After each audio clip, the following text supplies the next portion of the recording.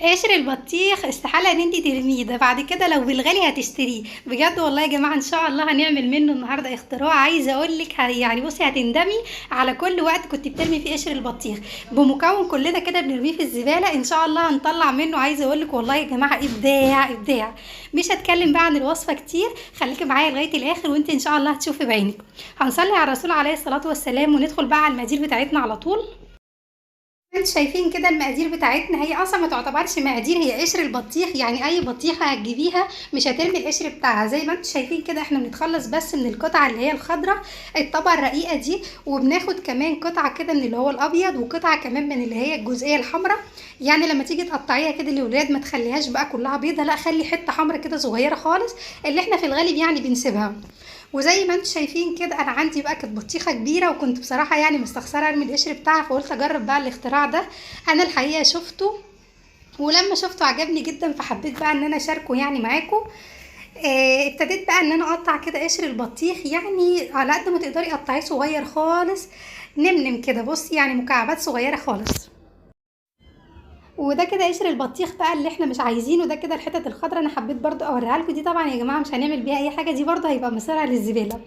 ودلوقتي ده شكل قشر البطيخ بعد ما قطعته بقى مكعبات زي ما انتم شايفين كده، ما شاء الله اللهم بارك، جاب لي كميه حلوه جدا.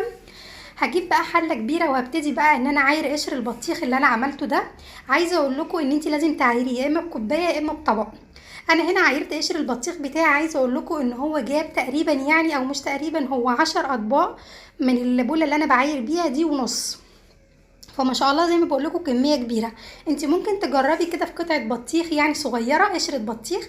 لو عجبتك تكملي الفكره، بس بجد انا بقول لك من هنا من موقعي هذا انها ان شاء الله هتعجبك قوي.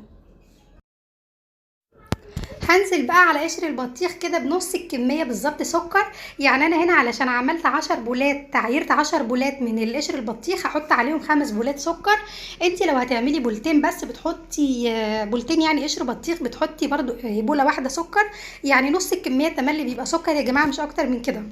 وزي ما انتم شايفين كده بقى انا بحاول ان انا اغلف القشر بتاع البطيخ كويس قوي كده بالسكر، وهسيبه كده على جنب لمده مثلا ربع ساعه او نص ساعه. واروح اعمل حاجه تانية. اول ما برجع له بقى بلاقي قشر البطيخ ابتدى يا جماعه يكون ميه. طيب انت حطيتي له ميه يا ام عبد الله؟ ولا نقطه ميه يا جماعه. ده كده السكر مع البطيخ، طبعا البطيخ احنا عارفين ان كله ميه، فهو نزل السكر بتاع اللي احنا حطيناه على البطيخ، نزل الميه اللي في البطيخ كلها. فانا دلوقتي هحط عليه شويه بقى من الفانيليا، تقريبا 6 اكياس فانيليا، وهقلبهم كويس قوي مع البطيخ، وبعد كده هرفعه بقى على النار. بالنسبه للنار يا جماعه بتبقى نار زي ما انتم شايفين كده يعني متوسطه. انا الحقيقه كنت مهدياها قوي كده في الاول، بس بعد كده لقيته هيطول معايا فخليتها نار وسط. وزي ما انتم شايفين كده بعد ما عدى عليه تقريبا يعني قيمه ساعه على النار اللي هي المتوسطه دي، حطيت عليه عصير ليمونه كبيره وقلبته كويس جدا، وهسيبه كمان قيمه ربع ساعه كمان.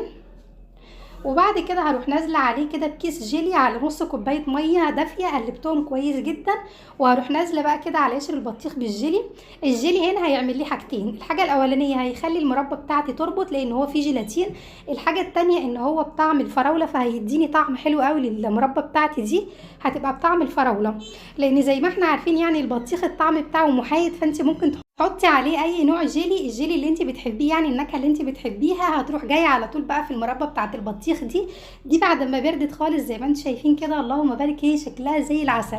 هي في المرحله دي خلاص استوت، لكن احنا علشان بنحب المربى ما يبقاش فيها قطع يعني وتبقى بيوريه، فانا هحطه في الكبه وهضربه ضربتين حلوين في الكبه. عايزه اقول لك ان موضوع الكبه ده او الخلاط هيخلي اللون بتاع المربى يعني يفتح شويه، فما تقلقيش، هي اول ما تتركن هترجع للون بتاعها اللي هو بيلمع الجميل ده تاني.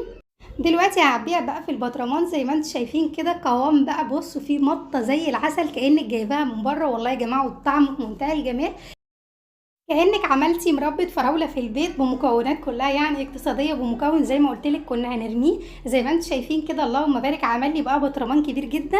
لو من البطرمانات الصغيرة كان ممكن يعني ملالي 3 بطرمانات حلوين جدا. وزي ما انتم شايفين كده ما شاء الله اللون بتاعه بيلمع وحلو قوي. دلوقتي هحط لكم بقى قطعة كده بقى في العيش البلدي، الله الله الله، مع شوية قشطة بقى، يا سلام. بجد والله في منتهى الجمال، ان شاء الله هتجربوها وهتعجبكم جدا. صراحة أنا كنت في الأول يعني مستغربة الموضوع ده، بس لمّا جربتها ودُقتها بنفسي بجد والله يا جماعة منبّة يا فندم، منبّة، منبّة، منبّة في منتهى الجمال. لغاية هنا بقى يا حبايب قلبي والفيديو بتاعنا خلص، هاستنى إن شاء الله تعليقاتكم وإعجاباتكم على الفيديو، أشوفكم بقى إن شاء الله على خير في فيديو جديد، مع السلامة.